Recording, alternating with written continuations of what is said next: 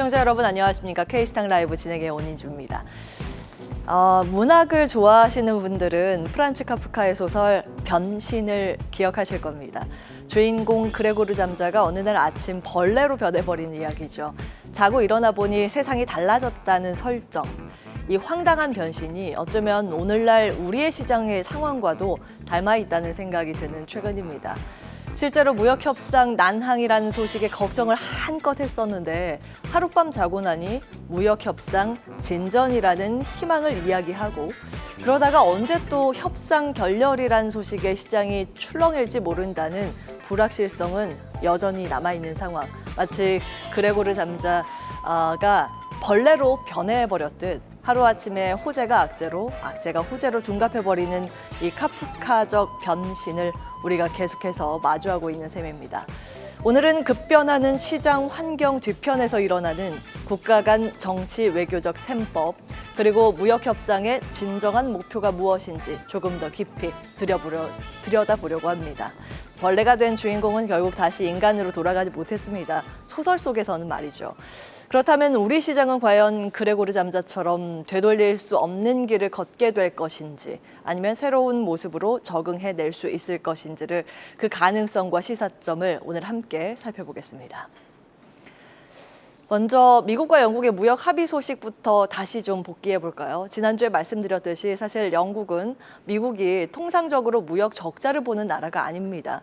미국 무역 흑자를 내고 있는 국가와 협상하는 건 사실 미국 입장에서는 우선순위가 낮을 수밖에 없는 그런 상황이었죠. 그런데도 트럼프 대통령이 영국과 협상을 서둘렀다는 건 다른 이유가 있다는 얘기입니다. 원래 트럼프 대통령은 인도와 가장 먼저 무역 협상을 타결해서 분위기를 잡으려고 했습니다. 그런데 인도가 파키스탄과 이렇게 국지전을 벌이면서 모든 일정이 꼬여버린 겁니다. 물론 오늘 미국의 중재로 두 나라가 휴전에 합의했다고 전해지긴 하는데 인도와 파키스탄 양측이 서로 휴전 위반을 주장하면서 긴장이 재차 고조되고 있습니다.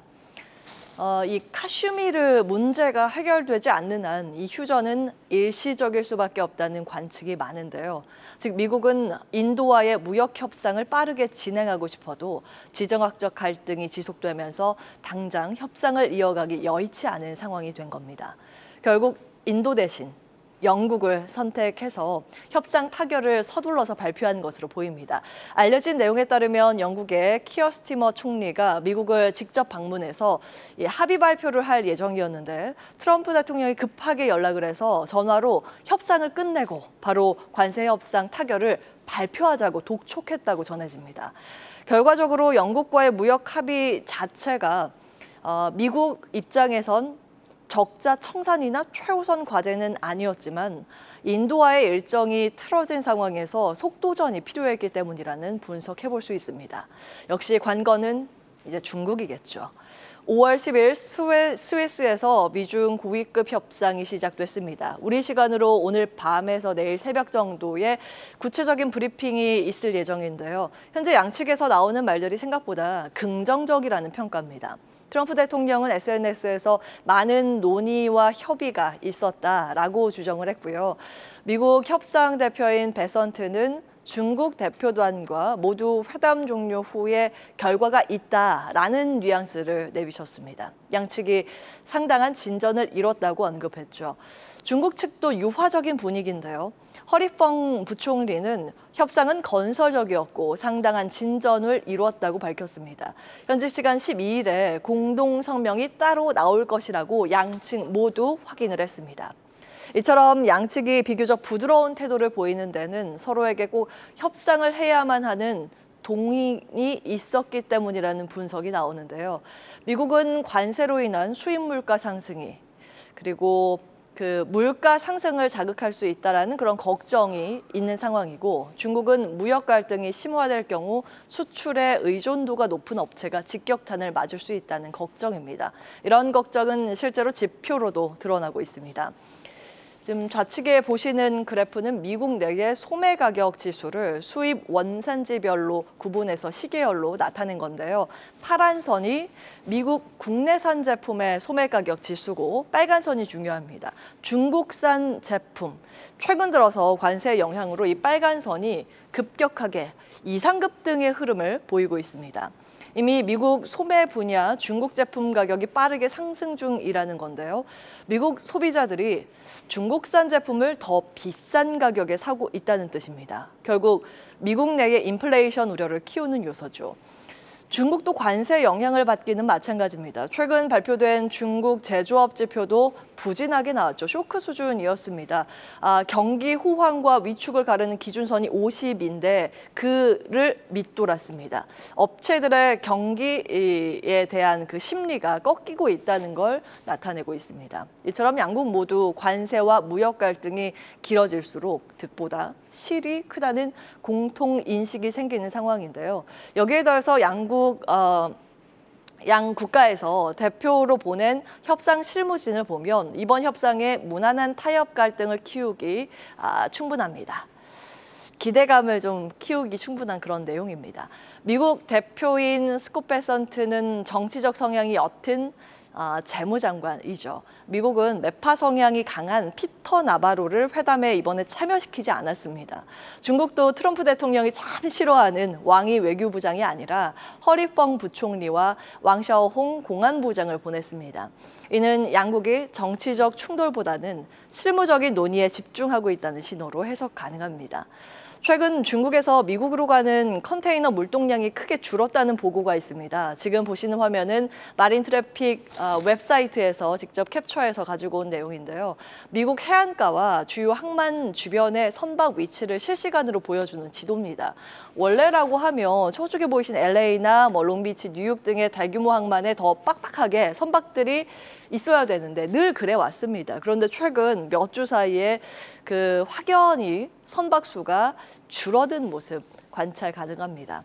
이러한 항만 물동량 감소는 관세와 무역 갈등이 실물 물류에 어떻게 반영되는지를 보여주는 하나의 단면이라고 할 수 있습니다.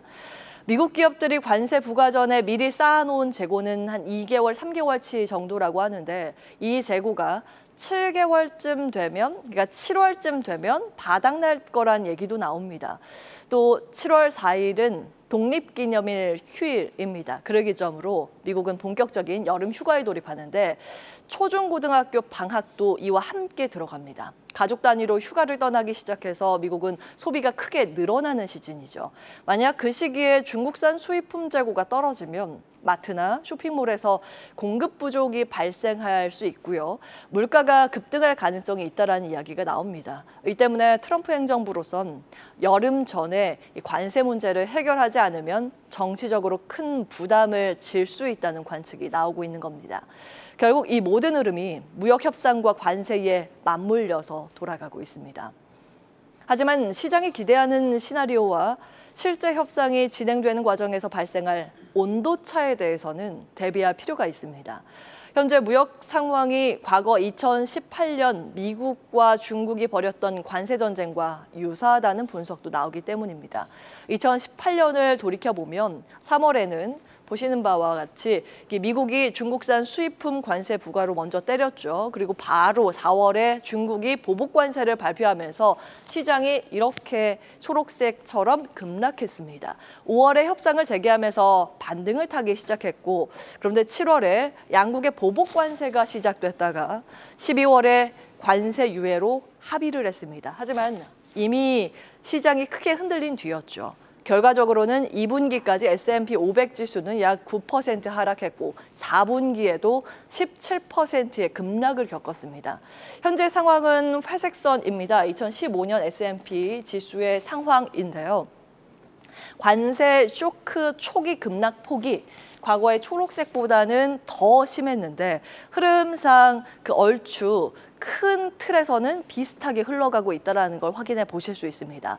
트럼프 일기 때와 비슷한 수준으로 흘러간다면 올해 1분기와 4분기가 위험 구간이라고 볼 수 있다는 분석인데요. 그 1분기가 여기에 반영되면서 이미 지나갔으니 이제 4분기가 고비일 수 있다라는 분석입니다. 이 의견은 하나증권에서 제시를 하고 있습니다.